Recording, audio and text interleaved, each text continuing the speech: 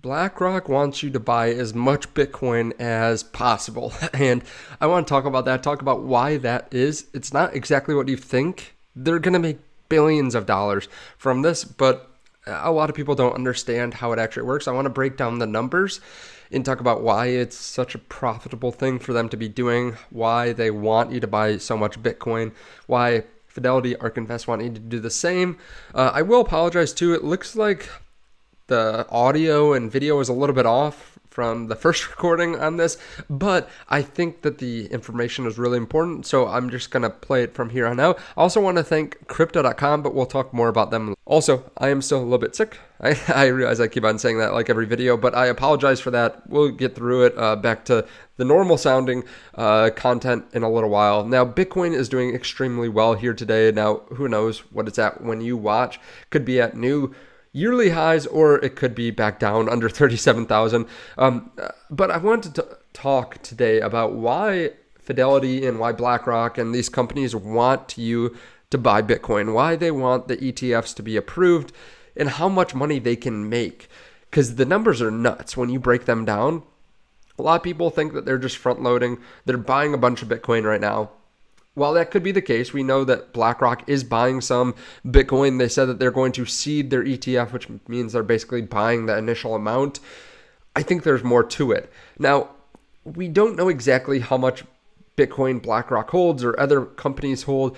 We do know that there are some new entities, some new wallets. They're showing up on the Bitcoin rich list, basically becoming some of the top holders over the last couple of months. For example, in the last month, this wallet was opened and the first deposit happened actually end of October 31st. And now they have over 10,000 Bitcoin, which is about $400 million worth of Bitcoin very quickly. Now they're the 73rd largest Bitcoin holder in terms of specific wallets in the world.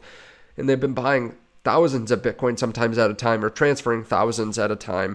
So maybe this is BlackRock, maybe not, but we do know that BlackRock, Fidelity, those companies are front running in a way. They're buying crypto related companies, and we can see this. Some of the largest holders of Coinbase, CleanSpark, GBTC, a lot of these companies are bought by Fidelity, BlackRock, Vanguard, and these types of entities.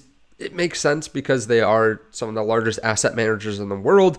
They're just bound to be some of the largest holders of these companies. But I think it's even going a step further. I think they've been buying more recently because some of these moves are nuts. Like, you have to have a lot of money to flow into a crypto or into a stock to make it go up 73% in a month, like Coinbase stock has over the last month.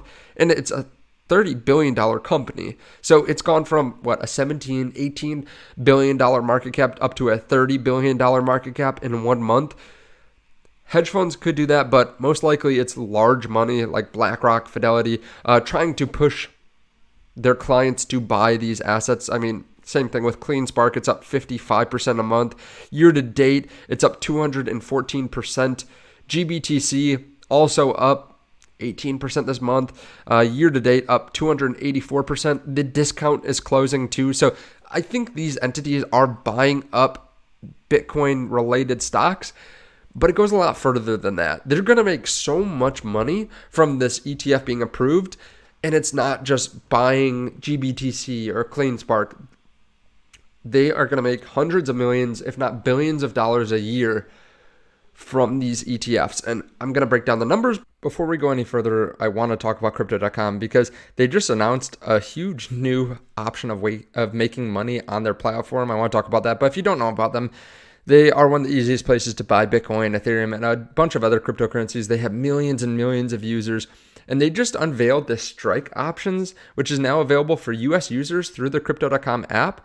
So this is a new product where you can basically profit every 20 minutes, or you can set different time frames on predicting whether the asset is going to move up in price or down in price. And it's super simple. Like, you can literally purchase a yes option, whether you think it's going to increase beyond a certain strike price at a specific time.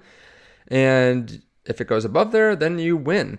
You get money, you get paid out. If you think it's going to be below that, you can also open a short position and say, no, you don't think Bitcoin's price will be above a certain number. You think it's actually going to be below at a certain time of expiry. So it's like options in the stock market. It's super easy. They also continue to upgrade and update. They just listed Unibot and XRP months ago, but you can buy those along with hundreds of other cryptos. I'll leave a link to this underneath the video so you can sign up as well.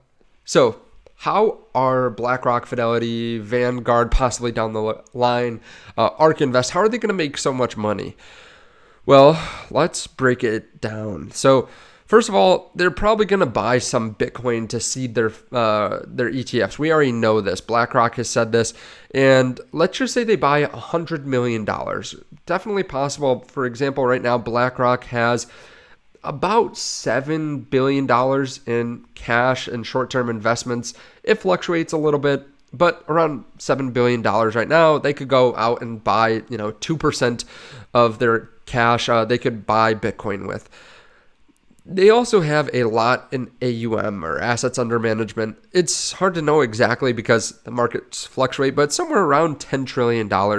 So if they get 10% of their assets under management, or 10% of the money to buy into Bitcoin, 1% allocation.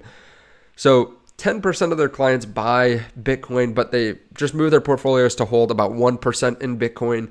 This is about $10 billion worth of Bitcoin that they're going to buy. Now, this is going to push up the price of Bitcoin. It's hard to know exactly how much because we don't know how quickly they'll buy this $10 billion worth. Maybe it's over a year, maybe it's over a couple months, but they're going to be pushing their clients to buy some Bitcoin. Now, I think this is going to push up the price a lot. We've seen some recent reports say that if BlackRock does this, it would push up the price to $141,000 per Bitcoin. Now, I want to be conservative. Let's say the price of Bitcoin is $40,000 and they get $10 billion worth of inflows. Retail buyers continue to push up the price. Let's say this pushes up the price of Bitcoin to $80,000 next year, and then $100,000, $120,000, $140,000, which I think this is probably going to happen much faster, but let's just be conservative and say they keep on pushing more money into Bitcoin. The first year is $10 billion. Then they just push $5 billion a year. People keep on making money. More people buy into the crypto narrative. So 5 years from now, they push $25 billion in there for their clients, right? I think a lot of people think that they own the $10 trillion. That's not the case. They custody this for their clients, or they have people invest on their platform. So at the end of this, they get fees. They're going to get custody fees. Maybe they get fees for obviously having the Bitcoin ETF. So at the end of this, they have $25 billion that they've had in inflows to this Bitcoin ETF. But keep in mind that the price of Bitcoin has been going up too. So $10 billion at 40,000 is going to be worth a lot more, obviously, when Bitcoin's at 140,000. It basically triples in value. And year after year, more and more money flows in there. At the end of this 5-year period, they have something around $60 billion in this portfolio, or $60 billion in this ETF, I should say. They're going to have about 439,000, 440,000 Bitcoin. Now, you might be saying these numbers don't make sense. GBTC is much smaller. It's like 22 billion, and they have more Bitcoin than this already. But you have to remember, Bitcoin's value is going to go up. So GBTC at this point would be closer to $100 billion or something like that. So they're still going to be smaller than GBTC or Grayscale at this point in terms of Bitcoin that they hold in the ETF, but they can make a ton of money from the fees. Let's just say they charge 0.5%, which might be even on the low side, but I think that's a pretty good estimate. From $62 billion in AUM, they can make about $307 million a year in fees. This is a gold mine for them. Their income statement over the last year, they had gross profit of about 8.5 billion, total revenues of 17.6 billion.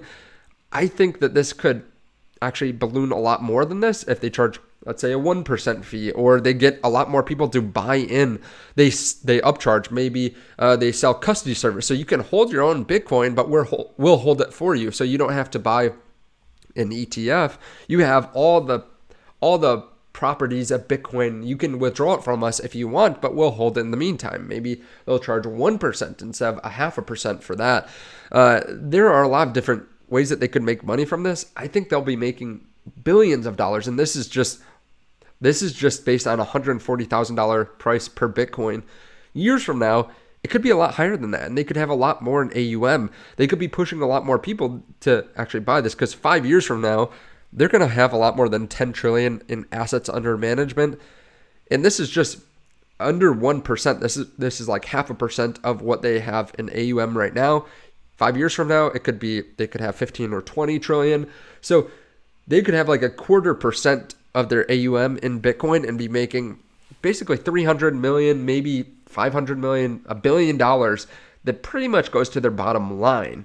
So it's no wonder why they want to hold Bitcoin. Keep in mind, or why they want the Bitcoin ETF to be approved.